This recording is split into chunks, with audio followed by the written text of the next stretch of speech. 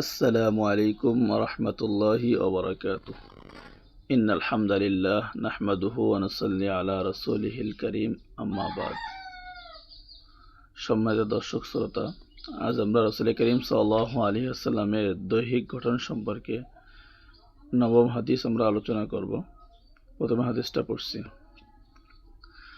وبه قال حدثنا عبد الرحمن قال أخبرنا إبراهيم بن منذر الحزامي حدثنا عبد العزيز بن ثابت الزهري قال حدثني إسماعيل بن إبراهيم بن أخي موسى بن عقبة عن قريب عن أبي عباس قال كان رسول الله صلى الله عليه وسلم أفلج الثنيتين إذا تكلم الرؤيا كالنور يخرج من بين ثناياه।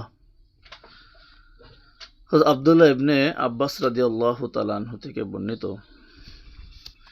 তিনি বলেন যে রাসূল করিম সাল্লাল্লাহু আলাইহি ওয়াসাল্লামের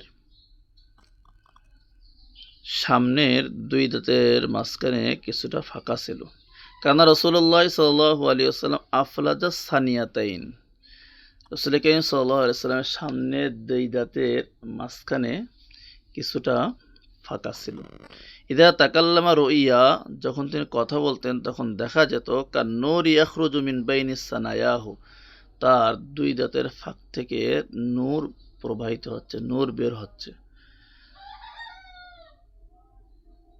হযরত আব্দুল্লাহ ইবনে আব্বাস বলেন যে রাসূল করিম সাল্লাল্লাহু আলাইহি ওয়াসাল্লামের সামনের দুই দাঁতের মাঝে একটু ফাঁকা ছিল, আর এই ফাঁকা জায়গা যখন তিনি কথা বলতেন তখন এই দুই ফাঁকা দাঁতের মাঝখান থেকে নূর প্রবাহিত হতো।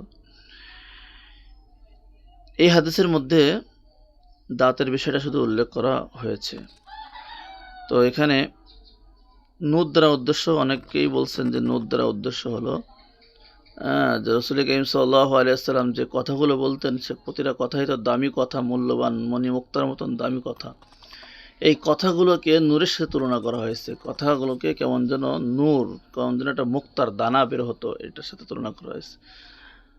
আর কেউ বলছেন না, সত্যিকার অর্থে রাসূল করিম সাল্লাল্লাহু আলাইহি ওয়াসাল্লামের দাঁতের ফাঁক থেকে নূর চমকাইতো, নূর দেখা যেত। অর্থাৎ মানুষের যদি সামনে দুই দাঁতের মাঝখানে একটু ফাঁকা থাকে তাহলে এটা দেখতে সুন্দর মনে হয়।